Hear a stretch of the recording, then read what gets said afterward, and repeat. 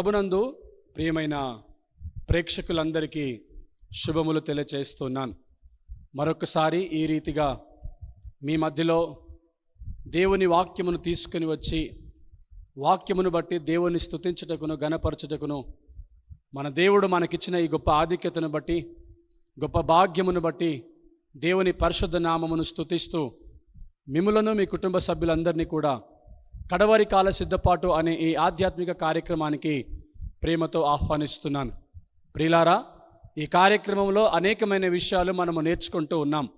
ప్రాముఖ్యంగా ఈ అంత్య దినాలలో జీవిస్తున్న మనమందరము భయంకరమైనటువంటి కాలములు ఎలా వస్తాయి, ఎవరి ద్వారా వస్తాయి అని గడిచిన కొన్ని వారాలుగా నెలలుగా కార్యక్రమాలలో మనము నేర్చుకుంటూ వస్తున్నాం.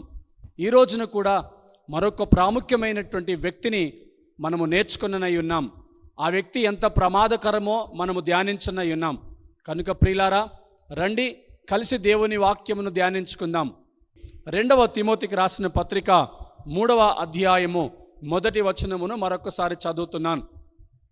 అంత్య దినములలో అపాయకరమైన కాలములు వచ్చునని తెలుసుకొనుము, ఎలాగనగా అని రాస్తూ వివిధ రకాలైనటువంటి మనుషులను మనకు గత కార్యక్రమాలలో పరిచయం చేశాడు. వారి గురించి మనము స్పష్టంగా నేర్చుకున్నాం. అటివారు సంఘానికి ఎంత ప్రమాదకరంగా ఉన్నారో, కుటుంబాలకు సమాజానికి ఎంత ప్రమాదకరంగా ఉన్నారో, మన ఆధ్యాత్మిక జీవితానికి వ్యక్తిగత జీవితానికి ఎంత ప్రమాదకరంగా ఉన్నారో మనము ధ్యానిస్తూ వచ్చాం ప్రియులారా. అయితే ఈ కడవరి దినాల్లో జీవిస్తున్న మనమందరము కూడా గ్రహించాలి, అపాయకరమైన కాలాలు వస్తాయి. అవి ఎవరి వలన?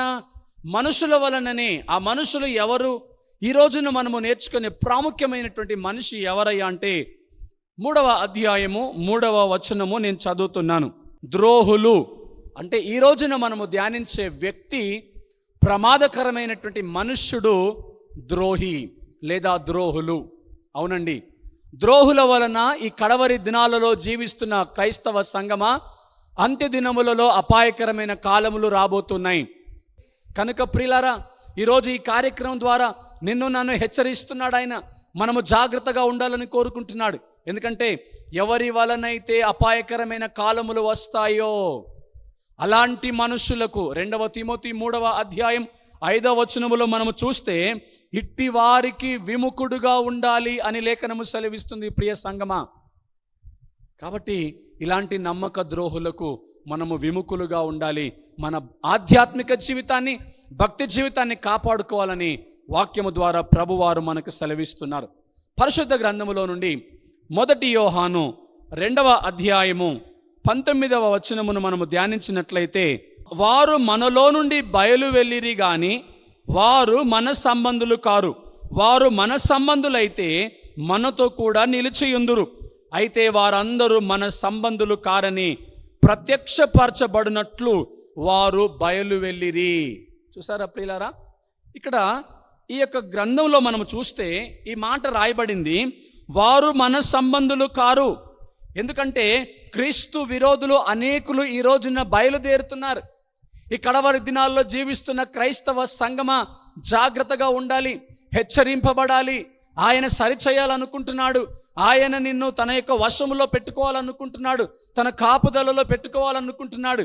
ఎందుకు అంటే అపవాదికి సమయము లేదని గర్జించు సింహము వలె ఎవరిని మృంగుదునా అని ఎదురు చూస్తూ ఉన్నాడు. కాబట్టి అలాంటి అపవాది యొక్క వలలో పడకుండా, వాడి చెరలో పడకుండా, వాడి ఉబిలో చిక్కిపోకుండా ఉండునట్లుగా ఆయన నిన్ను జాగ్రత్త పరుస్తున్నాడు. దేవునికి వ్యతిరేకమైనటువంటి వారు, అపవాది శక్తులు, అపవాది అనుచరులు ఈ చివరి దినాల్లో బయలుదేరుతున్నారు. వారు ఏం చేస్తున్నారు అంటే సంఘాన్ని గలిబిలిలోనికి నెట్టివేస్తున్నారు, సంఘాన్ని ప్రమాదంలోనికి నెట్టివేస్తున్నారు. కాబట్టి జాగ్రత్తగా ఉండాలి. అయితే వారు మన సంబంధులు కారు. ఇంతకాలము మనతోనే ఉన్నారు, మనతో సహవాసం చేశారు, మనతో కలిసి ఉన్నారు. కానీ ఈ రోజున మనతో ఉండకుండా వెళ్ళిపోయారు అంటే వారు మన సంబంధులు కారు. కాబట్టి వారు మన దగ్గర నుంచి వెళ్ళిపోయారు ప్రియారా. వారు నిజంగా మన సంబంధులైతే మనతో ఉండేవారే, కానీ వారు మన సంబంధులు కారు కాబట్టి వారు మన దగ్గర నుంచి వెళ్ళిపోయారు. ఇక్కడ వాక్యంలో చూస్తే మన సంబంధులైతే మనతో కూడా నిలిచి ఉండేవారు.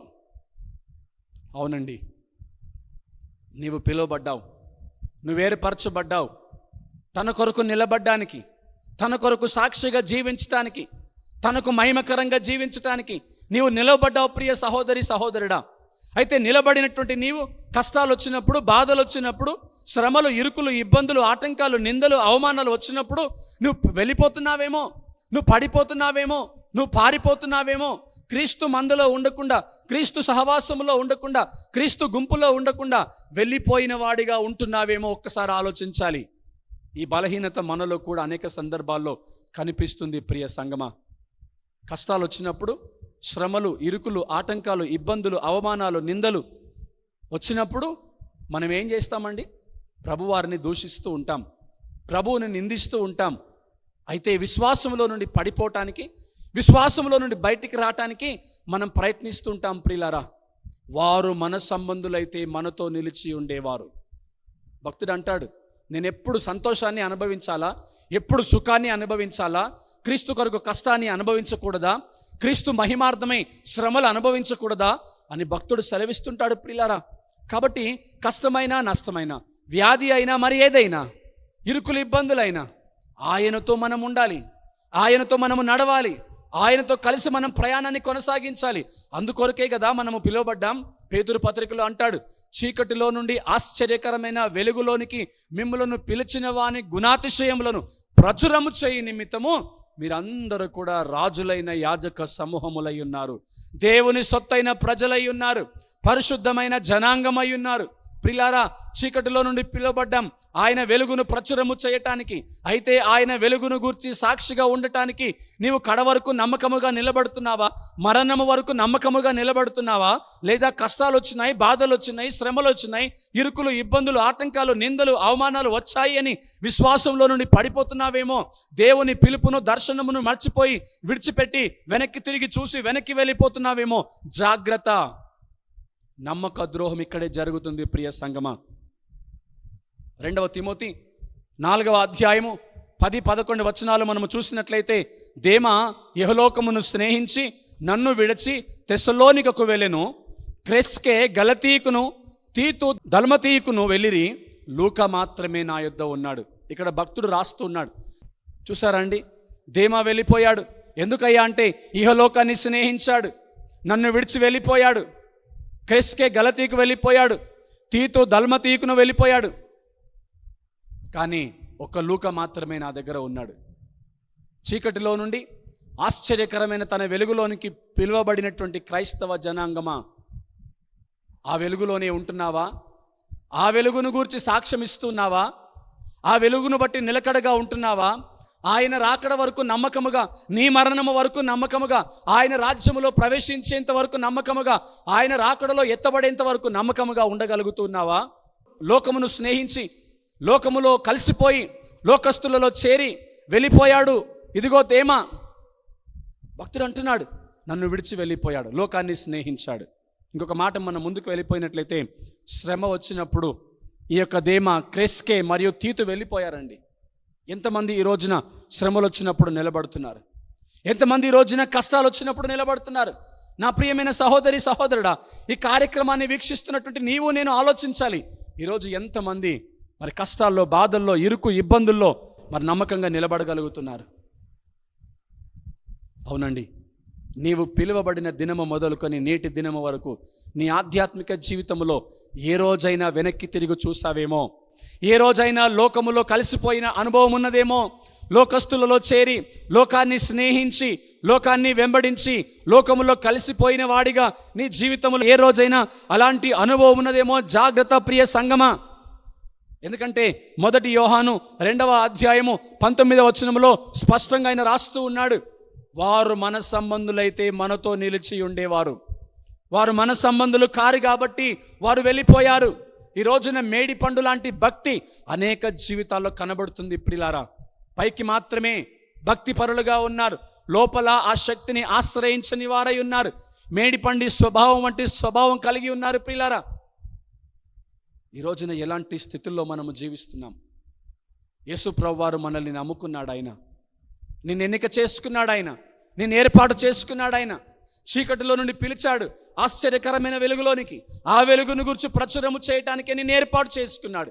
అయితే ఆ వెలుగు సంబంధిగా ఉండవలసినటువంటి నీవు ఆ యొక్క పాత స్వభావంలోనికి మళ్ళీ వెళ్ళిపోతున్నావేమో, లోకంలోనికి వెళ్ళిపోతున్నావేమో, అలాంటి స్థితిలోనే జీవిస్తున్నావేమో. ఒక్కసారి ఆలోచించు ప్రియ సహోదరి సహోదరుడా. మూడో విషయాన్ని మనం గ్రహించుదాం. మూడవ విషయం, ఈ మూడో విషయంలో దానిని ఎలా పరిష్కరించాలి ఏమిటయ్యా అంటే, ఈ యొక్క నమ్మక ద్రోహాన్ని మనం ఎలా పరిష్కరించగలము. 2వ వచనంలో మనం చూసాము వారు ఎందుకు అలా చేశారు. వారు చేయడానికి గల కారణం ఏంటంటే ప్రియులారా, వారిలో ఉన్నటువంటి పాపపు స్వభావం. ఆ పాపపు స్వభావం ఏంటంటే వారు చీకటి సంబంధులుగా వారు జీవిస్తూ ఉన్నారు. చీకటి సంబంధులు చీకటి వ్యక్తుల వలనే జీవిస్తారు. కారణం ఏంటి?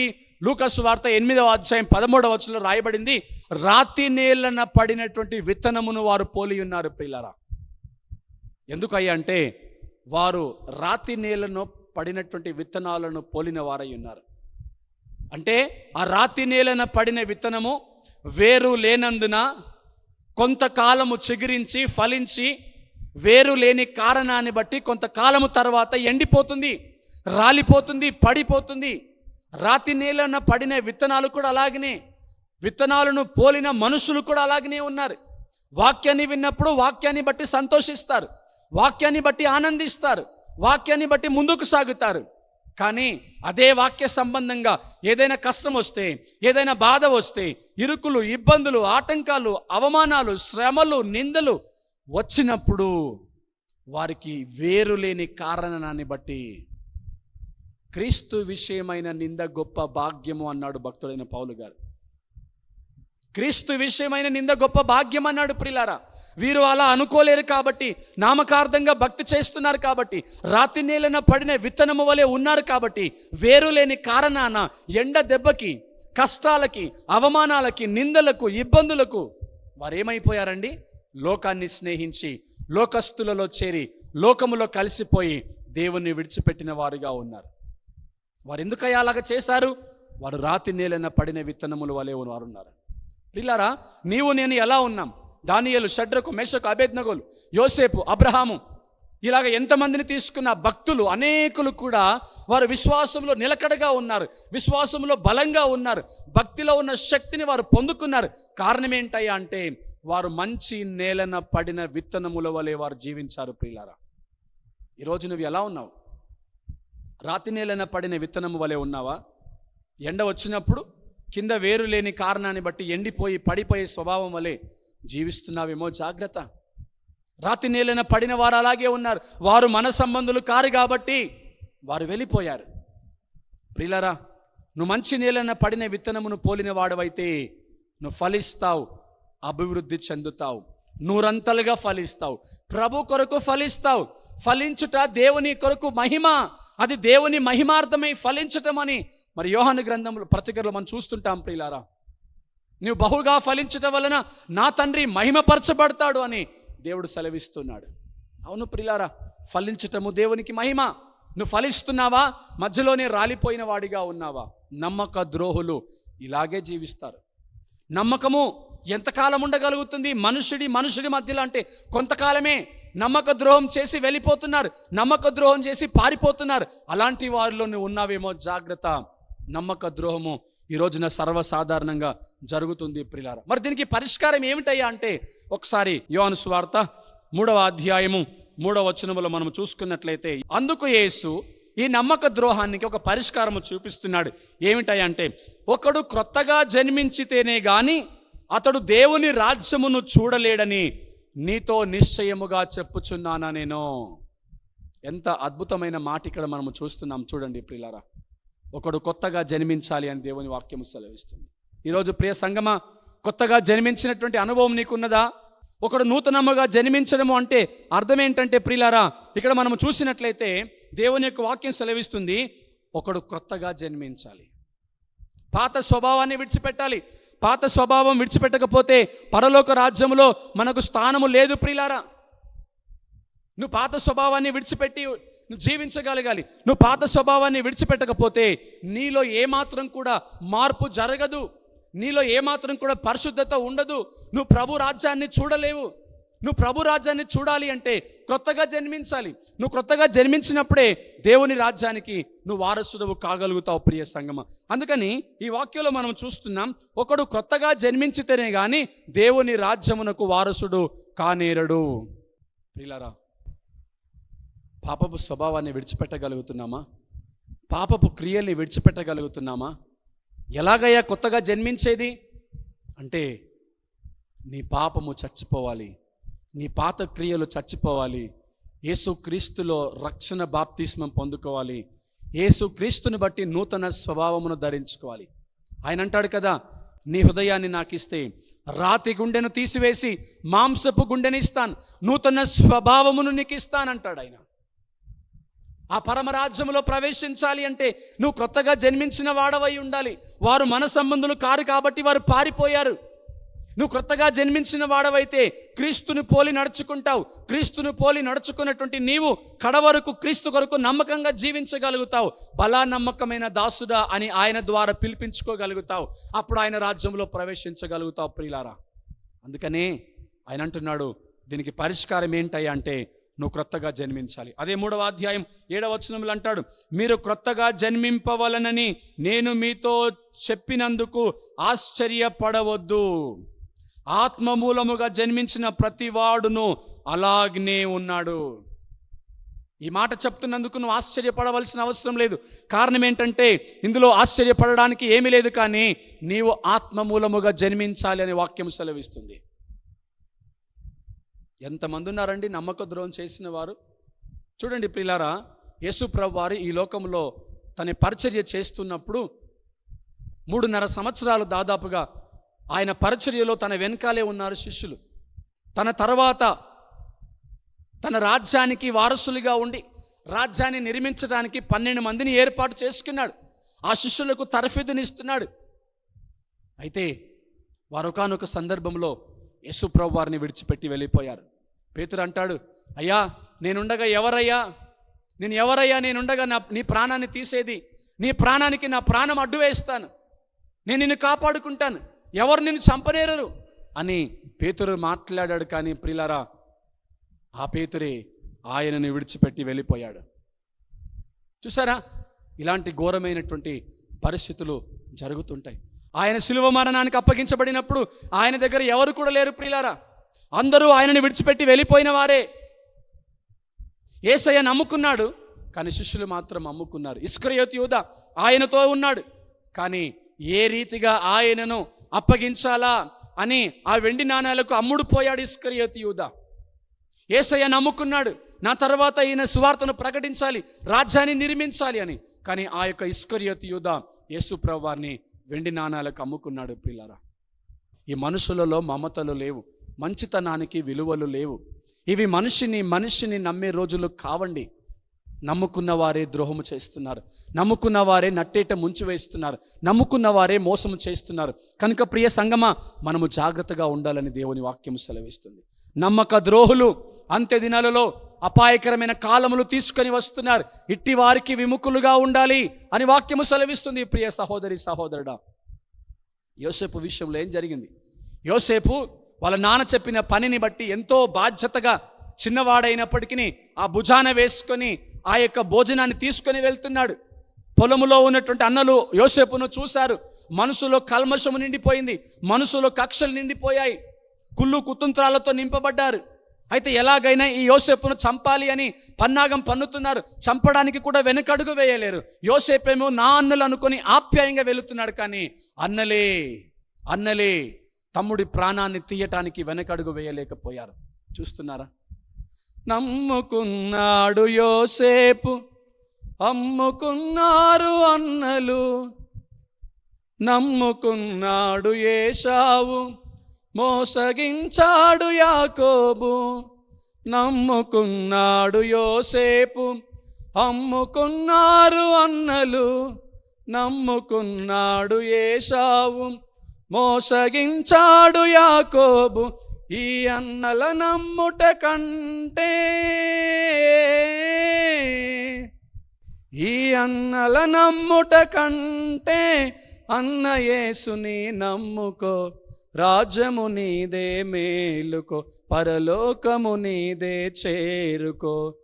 జీవితం అంటే మాటలు కాదు అన్నయ్యా, మనిషి మనిషిని నమ్మే రోజులు కాదయ్యా, ఇవి మనిషి మనిషిని నమ్మే రోజులు కావయ్యా.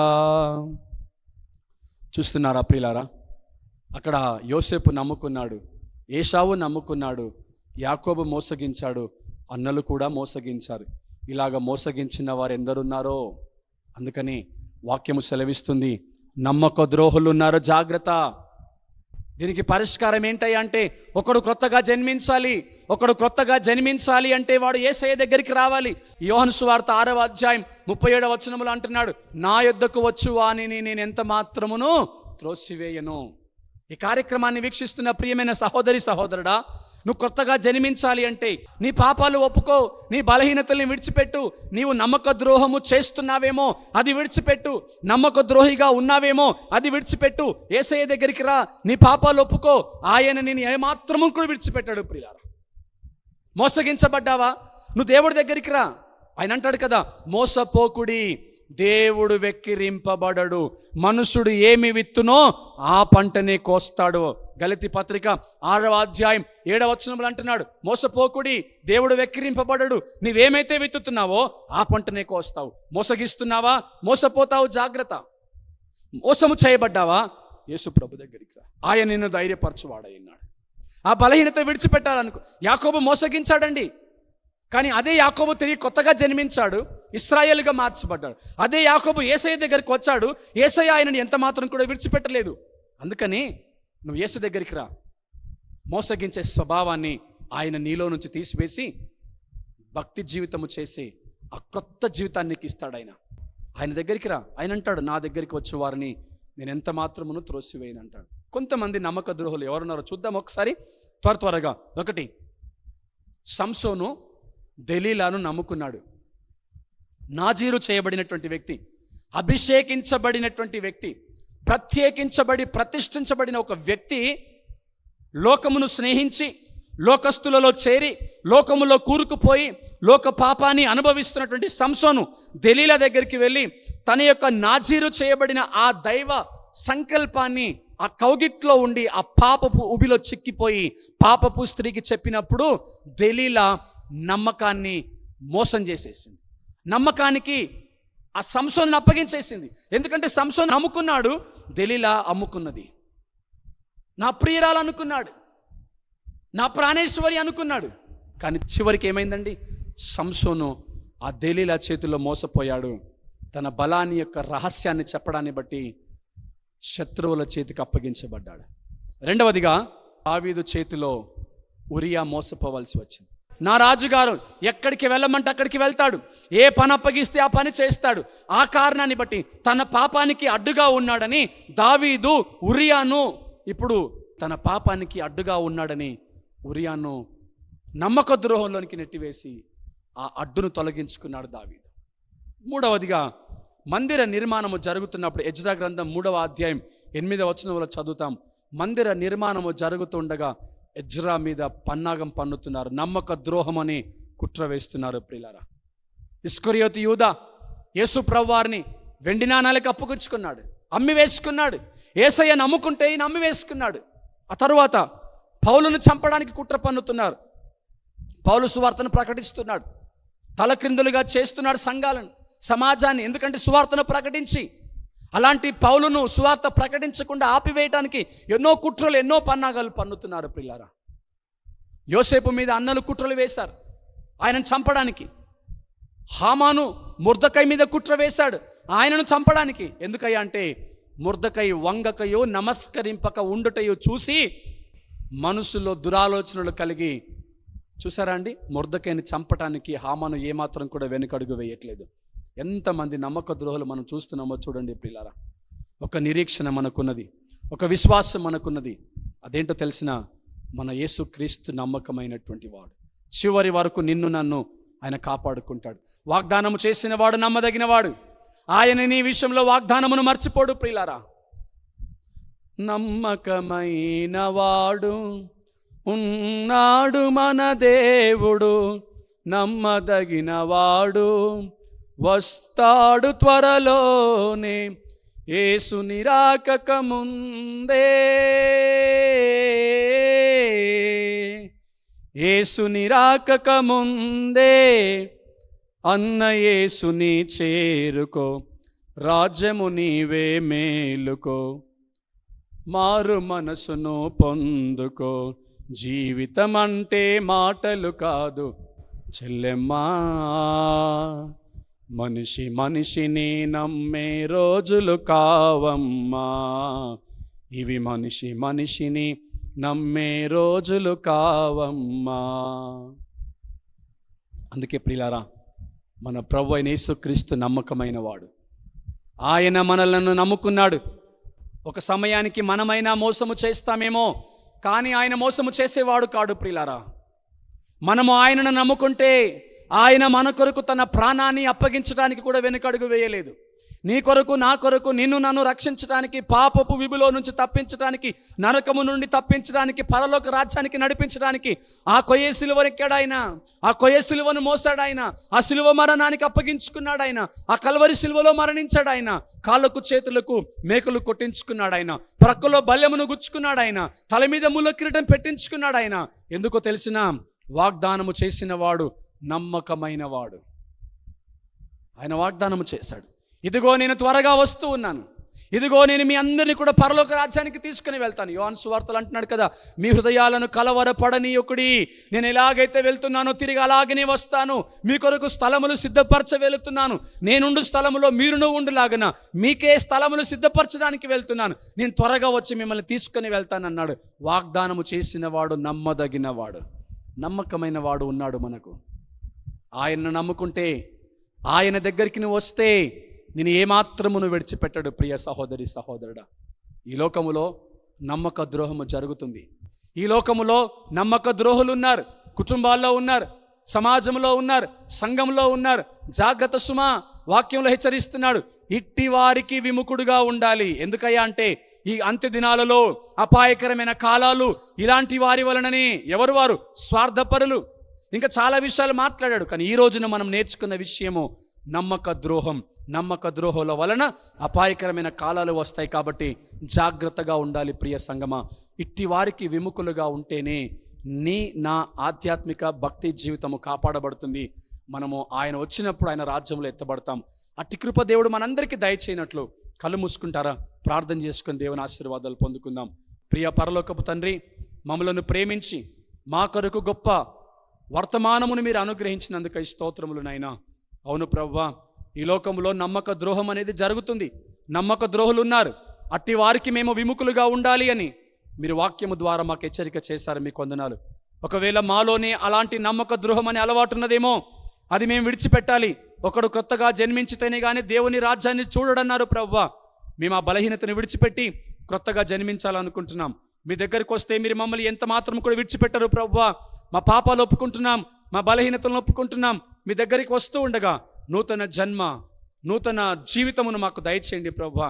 ఈ కార్యక్రమాన్ని వీక్షిస్తున్న ప్రియ ప్రేక్షకులకు, వారి కుటుంబాలను మీరు దీవించండి. వారి అక్కర్లు, వారి అవసరతలు తీర్చండి. వారి ప్రార్థనలకు సమాధానము దయచేయండి ప్రభువా. ఎవరైతే ఈ కార్యక్రమానికి ప్రత్యక్షంగా పరోక్షంగా సహకరిస్తున్నారో వారిని, వారి కుటుంబాలను మీరు దీవించమని ప్రార్థిస్తూ, విన్న వాక్యమును మా అందరి జీవితంలో నీరు కట్టి ఫలింపచేసి మీరు మాత్రమే మహిమ పొందుకొనమని యేసుక్రీస్తు ఘనమైన పరిశుద్ధ నామమును బట్టి వేడుకొని ప్రార్థిస్తున్నాము పరమ తండ్రి. ఆమేన్. విన్న వర్తమానాలు మీకు దీవెనకరంగా ఉన్నాయని నమ్ముచున్నాము.